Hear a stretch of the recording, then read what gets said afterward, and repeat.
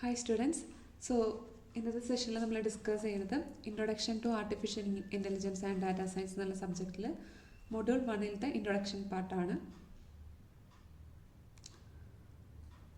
So ഈ ഒരു സെഷനിൽ നമ്മൾ ഫെമിലറൈസ് ചെയ്യുന്നത് കുറച്ച് ടേംസ് ആണ്. എന്താണ് artificial intelligence, machine learning, deep learning and data science. So ഒരു ഡയഗ്രമാറ്റിക് റെപ്രസെൻറ്റേഷൻ കൺസിഡർ ചെയ്യാം. സോ ഇതിനകത്ത് നമ്മൾ വെൻ ഡയഗ്രമായിട്ട് റെപ്രസെൻറ്റ് ചെയ്യുമ്പോൾ ആർട്ടിഫിഷ്യൽ ഇൻ്റലിജൻസ്, ഈ ഔട്ടർ സർക്കിൾ റെപ്രസെൻറ്റ് ചെയ്യുന്നത് ആർട്ടിഫിഷ്യൽ ഇൻ്റലിജൻസ് ആണ്. സോ അതിൻ്റെ സബ്സെറ്റായിട്ടാണ് നമ്മൾ മെഷീൻ ലേണിംഗ് വരുന്നത്. അതിൻ്റെ ഒരു സബ്സെറ്റായിട്ടാണ് ഡീപ്പ് ലേണിംഗ് വരുന്നത്. ഓക്കെ, ഈ എല്ലാ ഏരിയാസായിട്ടും റിലേറ്റഡ് ആയിട്ടുള്ള ഒരു ഫീൽഡാണ് ഡാറ്റാ സയൻസ്. സോ എന്താണ് ആർട്ടിഫിഷ്യൽ ഇൻ്റലിജൻസ്? സോ ഡെഫിനിഷൻ നോക്കാം. Artificial intelligence is A domain of computer science that focuses on developing machines capable of performing tasks that typically require human intelligence. So ഒരു example consider ചെയ്യാം. നമുക്കൊരു ഒബ്ജക്റ്റിനെ recognise ചെയ്യാൻ പറ്റും അല്ലേ? നമുക്ക് നമ്മുടെ കയ്യിൽ ഒരു ഇമേജ് തരാണെങ്കിൽ നമുക്ക് ഈസിലി, ഇപ്പോൾ ഒരു ഫ്രൂട്ട് ആപ്പിളിൻ്റെ ഒരു ഇമേജ് ആണെങ്കിൽ നമുക്കത് ആ പിക്ചർ കാണുമ്പോൾ തന്നെ നമുക്കത് റെക്കഗ്നൈസ് ചെയ്യാൻ പറ്റും. ഓക്കെ, സോ ഹ്യൂമൻ ഇൻ്റലിജൻസ് നമുക്ക് നമ്മുടെ ഇത്രയും പാസ്റ്റ് എക്സ്പീരിയൻസിനെ ബേസ് ചെയ്തിട്ട് നമുക്ക് ഏത് ഫ്രൂട്ടാണെന്നുള്ളത് പെട്ടെന്ന് ഐഡൻറ്റിഫൈ ചെയ്യാൻ പറ്റും. ആ ഒരു ഇൻ്റലിജൻസ് അല്ലെങ്കിൽ ആ ഒരു ടാസ്ക് ഒരു മെഷീൻ പെർഫോം ചെയ്യാൻ പറ്റുമെങ്കിൽ that is AI. Okay, so it focuses on developing machines capable of performing task that typically require human intelligence. So these task include learning from experience, understanding language, recognizing patterns, making decisions, and even solving problems. So another definition ആണ് AI is the broad concept of developing machines that can simulate human thinking, reasoning and behavior. So AI is the simulation of human intelligence in machines. അതിനെയാണ് നമ്മൾ AI എന്ന് പറയാം. കുറച്ച് areas ആണ്, chat bots, self driving cars, speech recognition, ഇതെല്ലാം AIയുടെ അണ്ടറിൽ വരുന്ന എക്സാമ്പിൾസ് ആണ്. സോ AI എന്ന് പറയുന്നത് ഒരു ബ്രോഡ് ഏരിയ ആണ്. സോ അതിനകത്ത് ഒരുപാട് ഏരിയാസ് വരുന്നുണ്ട്. സോ മെഷീൻ ലേണിംഗ് ഉണ്ട്, ന്യൂറൽ നെറ്റ്വർക്ക്സ് ഉണ്ട്, നാച്ചുറൽ ലാംഗ്വേജ് പ്രോസസ്സിംഗ് NLP വരുന്നുണ്ട്, റോബോട്ടിക്സ് വരുന്നുണ്ട്. ജസ്റ്റ് അറിഞ്ഞിരിക്കാം. ഓക്കെ, സോ നമുക്ക് നെക്സ്റ്റ് അപ്ലിക്കേഷൻസ് ഓഫ് AI നോക്കാം. സോ ഡിഫറെൻറ്റ് അപ്ലിക്കേഷൻസ് ഉണ്ട്. നമ്മൾ ലിമിറ്റഡ് അപ്ലിക്കേഷൻസ് ആണ് ഇവിടെ ഡിസ്കസ് ചെയ്യുന്നത്. First one health care. So health കെയറിൽ ഡിസീസ് ഡയഗ്നോസിസ്. സോ പേഷ്യൻസിൻ്റെ ഡാറ്റ അനലൈസ് ചെയ്തിട്ട് നമുക്ക് എന്ത് ചെയ്യാൻ പറ്റും? AIയുടെ ഹെൽപ്പോട് കൂടി നമുക്ക് ഡോക്ടേഴ്സിന് എന്താണ് ഡിസീസസ് ഏർലി ആയിട്ട് ഡിറ്റക്ട് ചെയ്യാനൊക്കെ പോസിബിളാണ്. Okay, then treatment development. By analysing the large data sets of patient data, AI can identify new patterns and relationships that can be used to develop new drugs. New drugs discover ചെയ്യുക അല്ലെങ്കിൽ new treatment plan development ഒക്കെ എന്താണ് പോസിബിളാണ് based on the analysis of large data sets of patients data. Okay, next one personalised care. So ഒരു particular പേഷ്യൻ്റെ history അല്ലെങ്കിൽ ആ പേഷ്യൻസിൻ്റെ ഡാറ്റ അനലൈസ് ചെയ്തിട്ട് AI can help the doctors develop the treatment plans that are tailored to the patient's specific needs. ആ ഒരു പേഷ്യൻസിന് ആവശ്യമുള്ള ട്രീറ്റ്മെൻറ്റ് പ്ലാൻസ് ഡെവലപ്പ് ചെയ്യാൻ നമുക്ക് AIയുടെ ഹെൽപ്പ് യൂസ് ചെയ്യാൻ പറ്റും. സോ ഇതൊക്കെയാണ് ഹെൽത്ത് കെയറിൽ വരുന്ന applications. Next education. So personalised learning. So AI can be used to create personalized learning experiences for students. So by tracking each student's progress, AI can identify areas where the student needs additional support and provide targeted instructions. So ഈ areas ഒക്കെ ഒന്ന് ഓർത്ത് വയ്ക്കാം. Next one improved student engagement. So improved student engagement possible ആവുന്നത് by providing interactive and engaging learning experiences ആണ്. That is AI powered applications can provide students with a real time feedback and support. Then automated administrative task.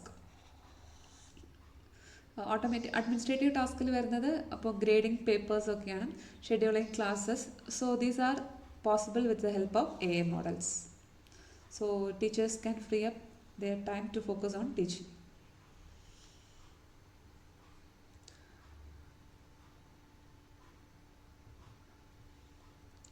Next applications വരുന്നത് transportation and navigation. So real time traffic prediction, route optimisation and autonomous driving. So ഇതെല്ലാം എയുടെ applications ആണ്. എക്സാമ്പിളായിട്ട് പറയുന്നത് Google Maps estimating travel time. ഇതെല്ലാം അറിയുന്ന കാര്യങ്ങളാണ്. So just discuss ചെയ്ത് പോവാം. Finance and banking, fraud detection in online banking, personalised credit scoring, algorithmic trading using real time data streams. ഇതെല്ലാം ഫൈനാൻസ് ഏരിയയിൽ വരുന്ന അപ്ലിക്കേഷൻസ് ആണ്. ഒരു എക്സാമ്പിൾ പറയുകയാണെങ്കിൽ banks flagging suspicious activity instantly. So suspicious activities instant ആയിട്ട് അവർക്ക് റെക്കഗ്നൈസ് ചെയ്യാൻ പറ്റും using the help of AI.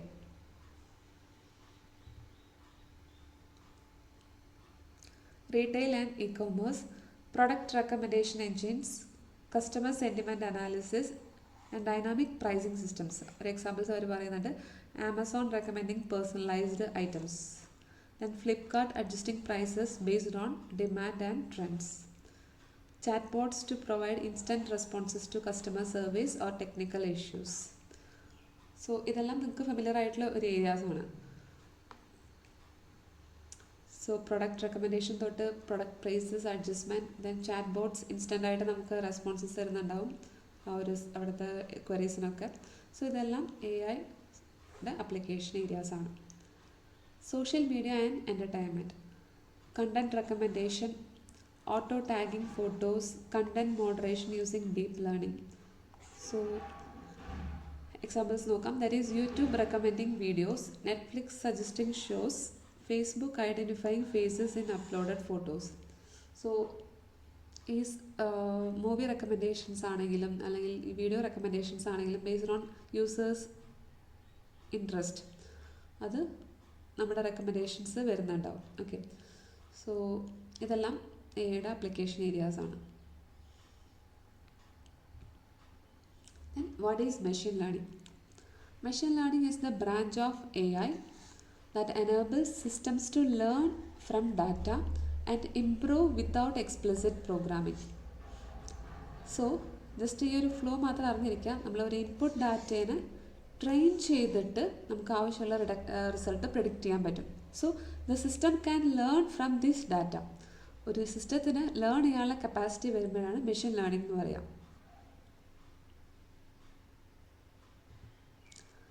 So why do we use machine learning? We use machine learning because it enables computers to automatically learn from data and make decisions or predictions without being explicitly programmed for every specific task.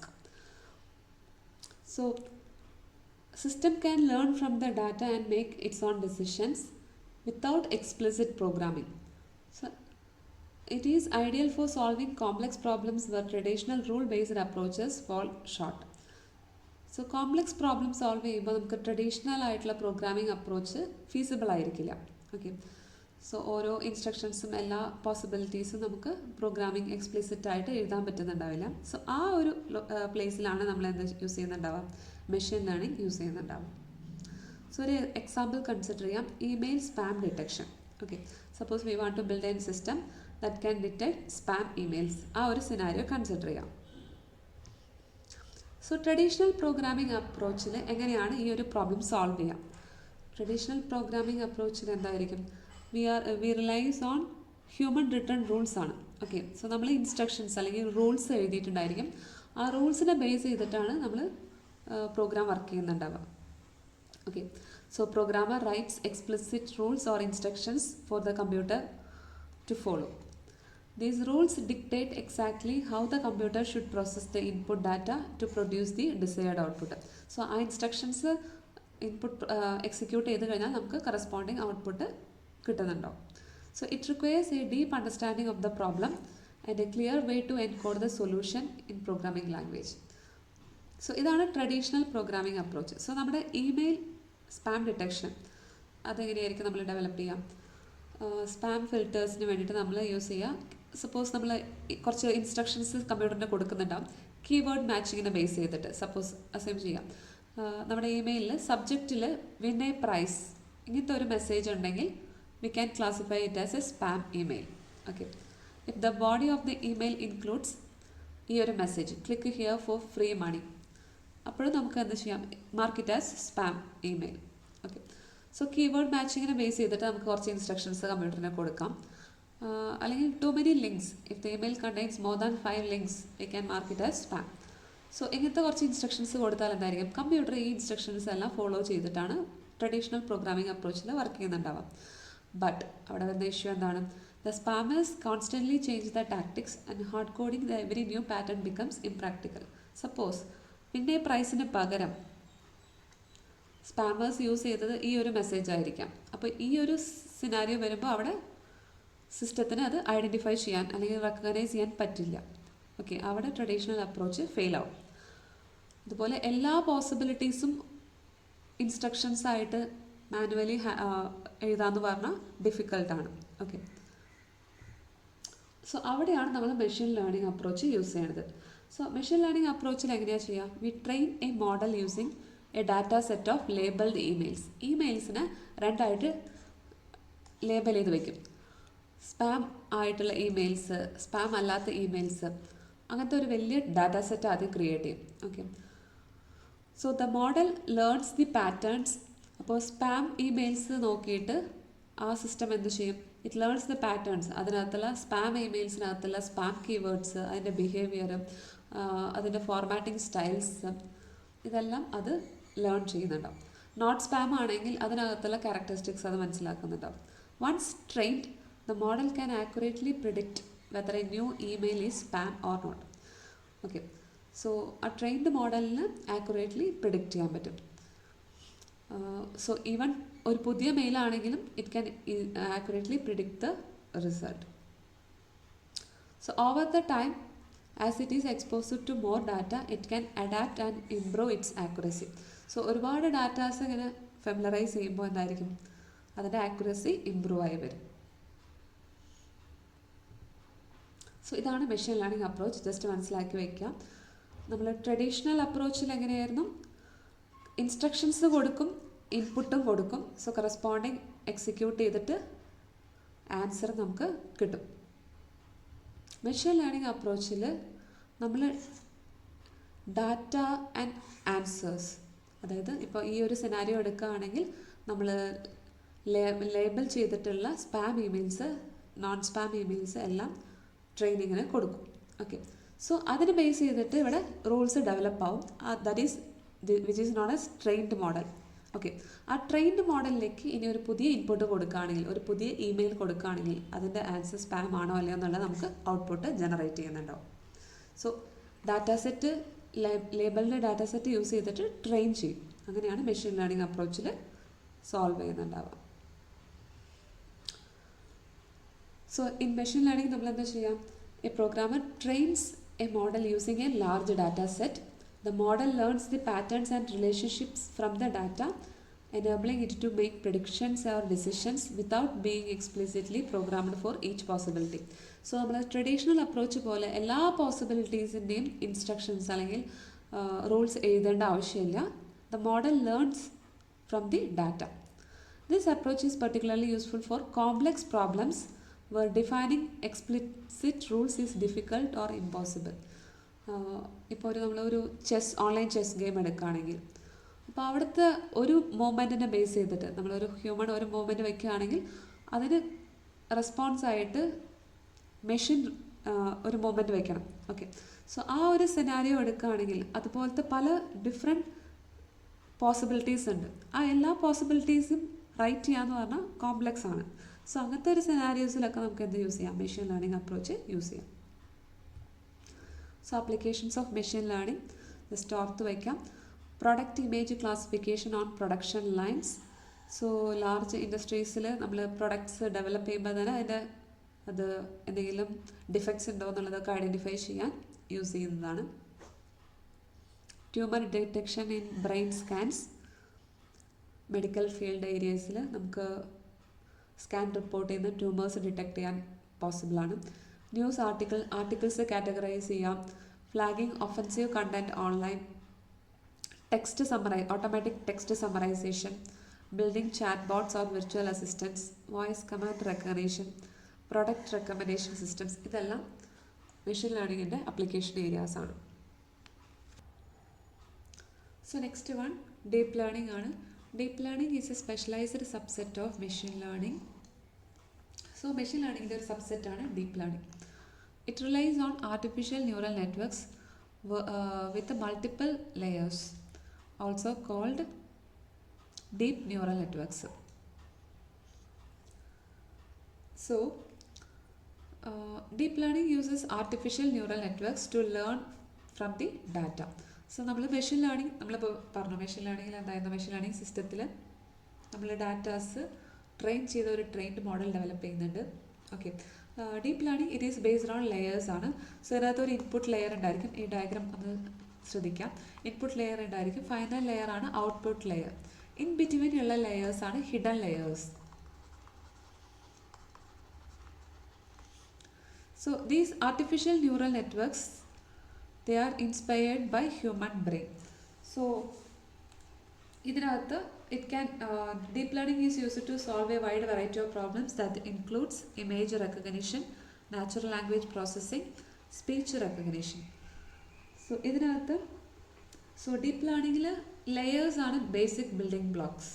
Okay, so these layers find the patterns and make predictions. So it eliminates the need for manual feature extraction. So ഇതിനകത്ത് ഓരോ ലെയറും, ഇപ്പോൾ ഒരു input layer ഉണ്ടെങ്കിൽ ഇതിനകത്ത് നമ്മൾ കൊടുക്കുന്ന datas അടുത്ത ലെയറിലേക്ക് പാസ് ചെയ്ത് ഫൈനലി നമുക്ക് ഔട്ട്പുട്ട് ലെയറിൽ എത്തുന്നുണ്ടാവും. സോ ഈ ട്രാൻസ്ഫോർമേഷൻസ് എല്ലാം മാത്തമാറ്റിക്കൽ ഫങ്ഷൻസ് വെച്ച് നടക്കുന്നുണ്ടാവും. So finally it will reach the output layer. So ഒരു ഇതിനകത്ത് ജസ്റ്റ് ഈ ഒരു ടേം ഓർത്ത് വയ്ക്കാം, ഷാലോ ലേണിംഗ്. സോ നമ്മൾ കൺസിഡർ ചെയ്യുന്ന മെഷീൻ ലേണിംഗ് സിസ്റ്റത്തിൽ സപ്പോസ് 1 or 2 ലെയേഴ്സ് ആണെങ്കിൽ, 1 or 2 ലെയേഴ്സ് ആണ് അതിനകത്തുള്ളതെങ്കിൽ സ്മോൾ എമൗണ്ട് ഓഫ് ലെയേഴ്സ് ആണ്. So it is called shallow learning. കാരണം എന്താണ്, it can recognise only small amount of patterns.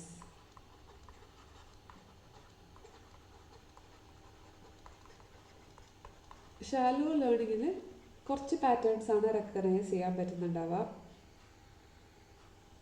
അത് ചില പെർട്ടിക്കുലർ ആപ്ലിക്കേഷൻസിന് ഷാലോ ലേണിംഗ് യൂസ്ഫുൾ ആയിരിക്കും. ദെൻ അതിൻ്റെ ട്രെയിനിങ് ടൈം ഫാസ്റ്റ് ആയിരിക്കും, അല്ലെങ്കിൽ ട്രെയിനിങ് ടൈം എന്ന് പറയുന്നത് കുറച്ച് ടൈം എടുക്കുന്നുണ്ടാവുള്ളൂ. സ്മോൾ ആപ്ലിക്കേഷൻസിനൊക്കെയാണ് നമുക്ക് ഷാലോ ലേണിംഗ് യൂസ് ചെയ്യാൻ പറ്റുന്നുണ്ടാവുക. ഓക്കെ, ബട്ട് ഡീപ്പ് ലേണിംഗ് വരുമ്പോൾ എന്തായിരിക്കും, അതിനകത്ത് ഒരുപാട് ലെയേഴ്സ് ഉണ്ടായിരിക്കും. സോ ഒരുപാട് ഹിഡൻ ലെയേഴ്സ് അതിനകത്ത് ഉണ്ടായിരിക്കും.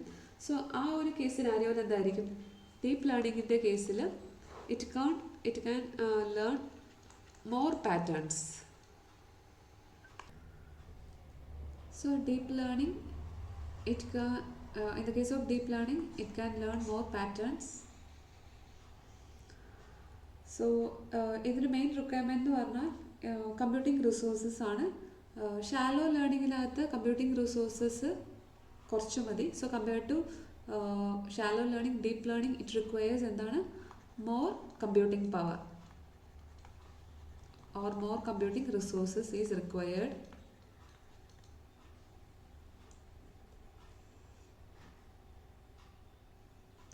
Then applications of deep learning ആണ്. സോ കുറച്ച് application areas, self driving cars, medical diagnostics, speech recognition, facial recognition, recommendation systems, fraud detections, ഇതെല്ലാം ഡീപ്പ് ലേണിംഗ് അപ്ലിക്കേഷൻ ഏരിയാസ് ആണ്. Next one data science. So data science is the application of statistical and mathematical principles to analyse and understand the data. നമ്മൾ പറഞ്ഞു, ഇപ്പോൾ large data സെറ്റിലാണ് നമ്മുടെ complex problems ഒക്കെ വരുന്ന scenarios എടുക്കുകയാണെങ്കിൽ ഒരുപാട് ഡാറ്റാസ് അവൈലബിൾ ആയിരിക്കും. ഓക്കെ, ആ ഡാറ്റ ഇന്ന് മീനിങ് ഫുൾ ആയിട്ടുള്ള ഇൻസൈറ്റ്സ് അവൈലബിൾ ആക്കണമെങ്കിൽ നമുക്ക് കുറേ മാത്തമാറ്റിക്കൽ അല്ലെങ്കിൽ സ്റ്റാറ്റിസ്റ്റിക്കൽ പ്രോപ്പർട്ടീസ് എല്ലാം അപ്ലൈ ചെയ്യേണ്ടി വരും. സോ അതിൽ നിന്ന് ആ ഡാറ്റയിൽ നിന്ന് മീനിങ് ഫുൾ ആയിട്ടുള്ള ഇൻഫർമേഷൻസ് എക്സ്ട്രാക്ട് ചെയ്യാൻ വേണ്ടിയിട്ട് നമുക്ക് ഡാറ്റാ സയൻറ്റിസ്റ്റിൻ്റെ ആവശ്യം വരുന്നുണ്ടാവും. ഓക്കെ, സോ ഈ ഒരു ഡാറ്റാ സയൻസ് എന്ന് പറയുന്നത് focus on extracting meaning from the structured and unstructured data to inform decision making and planning. അതിനൊക്കെ വേണ്ടിയിട്ട് നമുക്ക് ലാർജ് ഡാറ്റ സെറ്റിൽ നിന്ന് നമുക്ക് എന്താണ് അത്രയും ഒരുപാട് ഡാറ്റേഴ്സിൽ നിന്ന് നമുക്ക് മീനിങ് ഫുൾ ആയിട്ടുള്ള ഇൻഫർമേഷൻ റിട്രീവ് ചെയ്യാൻ പറ്റണം.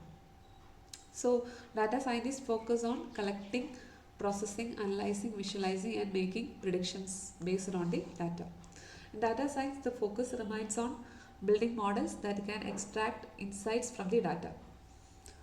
So, data scientists എല്ലാ ഇൻഡസ്ട്രി ആയിട്ട് വർക്ക് ചെയ്യുന്നവരാണ് AI, ML, deep learning. Okay. So, their skills are used to identify the medical conditions, optimize logistics, etc. So ഒരുപാട് നമ്മുടെ എല്ലാ ഫീൽഡിനകത്തും ഡാറ്റ സയൻസ് വരുന്നുണ്ട്. സെഷനിൽ നമ്മൾ എന്താണ് മെഷീൻ ലേണിംഗ്, എന്താണ് ഡീപ്പ് ലേണിംഗ്, എന്താണ് ആർട്ടിഫിഷ്യൽ ഇൻ്റലിജൻസ്, എന്താണ് ഡാറ്റ സയൻസ് എന്നുള്ള ഒരു ചെറിയ ഇൻട്രൊഡക്ഷൻ കണ്ടു. So thank you.